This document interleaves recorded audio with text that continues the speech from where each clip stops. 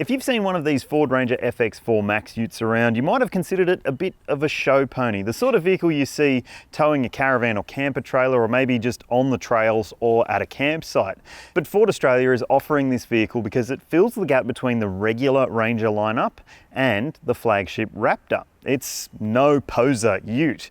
It offers the ability for serious off-road driving, but without as much compromise on the payload and towing capacity. It still has leaf springs at the back, but it's got Fox shock suspension all around and off-road all-terrain tyres to make it handle the rough stuff.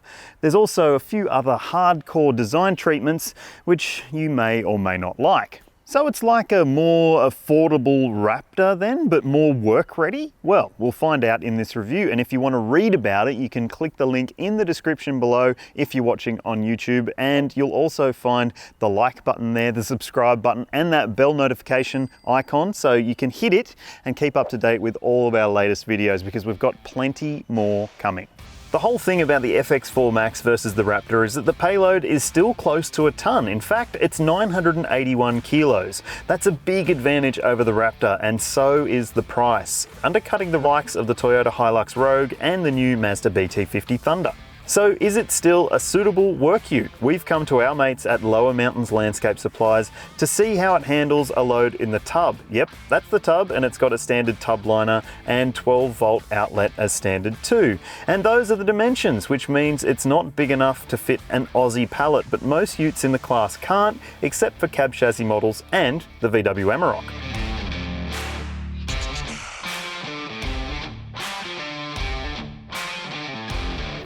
The current crop of dual cab utes is already tall enough, and the FX4 Max doesn't have a lift kit per se, but it does have those 17-inch alloy wheels and those BF Goodrich all-terrain tyres, plus that revised suspension, which does raise the tailgate lift-in height by about 3 centimetres over an XLT. What that means is it's just a little bit harder to lift heavy things like sandbags into the back, but thankfully it does still lower the back down as you add more weight. There is some sag to contend with. We've got 800 kilos of sandbags in the back, which is within the payload limits for this vehicle, including myself, Sam, the videographer, and a full tank of fuel. So, shall we see how it goes as a work truck? Let's do it. The FX4 Max is only available as a 4-wheel drive dual cab, and only with the brand's bi-turbo 4-cylinder 2-litre diesel. That engine is one of the most powerful 4-cylinder diesel units in the ute segment, and it's paired exclusively to a 10-speed automatic transmission. And that powertrain is excellent. The 2-litre bi-turbo engine, it might sound small, but it's got plenty of pulling power, and when you're driving with this much weight on board, you need that torque, and there's plenty of it. And also the 10-speed automatic does a good job of trying to help you find the right gear to use that torque to your best effect. However, it can mean that the auto is a little bit busy between gears as it shuffles quite a lot to try and help you use the torque of the engine. I think it's probably going to annoy some people, but for me, it's fine. The gear shifts are smart and smooth, and speaking of smooth, let's talk suspension. You've got Fox shocks, 2-inch monotube shock absorbers front and rear, but at the back you've still got leaf springs, so it's designed for hard work. But there is a remote reservoir for those shock absorbers, which just means that it's designed to be, well, pillowy and comfortable even under heavy load. And at the front, the suspension has been reworked as well. Obviously you've got the Fox shocks, but you've also got revised steering knuckles and a larger stabilizer bar, and all that's designed to do is make it a little bit more enjoyable to drive and a little bit tighter at the front. And I tell you what, it is excellent to drive. The suspension with a load on board is excellent. It does take a little bit of time to recover after a bump, but with 800 kilos over any rear axle, that's going to happen.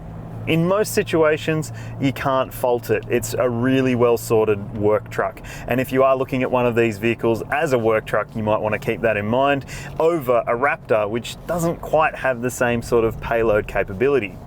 I've said it before about the Ford Ranger's steering system. It's an electronic system. It's just fingertip light when you want it to be, which just means hard work is made a lot easier if you're on the tools all day. And the steering itself is direct and easy to judge too. If you're considering the FX4 as an alternative to the Raptor, there is a lot to like. Obviously, there's that payload advantage, but also there's an extra ton of towing capacity. And if you want to watch how this vehicle goes when it comes to towing a heavy load, you can hit that link at the top of your screen, which will take you to my test with this FX4 Max with 2.3 tons behind it. And it was a pretty interesting test. Just be aware that you cannot run with a full payload and tow 3.5 tons behind. The gross combination mass just won't allow that. I've also spent hours in this ute without a load, and I can report that it's a very comfortable ride. The suspension is very well sorted, and those big BF Goodrich tyres help it feel secure and grippy on the road. I wasn't so much a fan of the turbo lag from a standstill, which in this particular bi-turbo Ranger was the worst I've experienced. A downsized turbocharged engine, a 10-speed automatic, and fuel-saving stop-start technology. You might be wondering what we've seen in terms of fuel consumption during this test. Well, here's the official combined cycle fuel figure, which is just the number that the brand reckons you should be able to achieve. It doesn't include any loaded driving. And here's what we've seen during our test, which covered more Ks than the average trip to and from the worksite. The Ranger's backed by Ford's lifetime cap price servicing plan, but the first 4 years or 60,000 kilometres of maintenance is capped at $299 per visit. Intervals are annual or 15,000 Ks, and if you always service with a Ford dealer, they'll include roadside assist for up to 10 years. Ford's 5-year unlimited kilometre warranty is okay, but behind the likes of Isuzu's 6-year plan and Mitsubishi, which now offers a conditional 10-year warranty. Ford Australia reckons this FX4 Max bridges the gap between the regular range and the Raptor, and I think they are bang on. This is a work-ready dual cab ute that just happens to have some serious off-road potential and credentials. Make sure you read and watch Crafty's review of this off-road, and you'll also find we've done a towing test on this vehicle as well. And if there's anything else you want to know about the Ford Ranger, you can always go to our Ford Ranger hub. We've got plenty of reviews and news there. If you're watching on YouTube, don't forget to hit like and subscribe and share this video with your friends, and also hit that bell icon so you can keep up to date with all the other Ford Ranger and other ute content that we're going to do, because there's plenty more coming. Now, you might be wondering what score this is getting as a tradie ute. Well, here it is.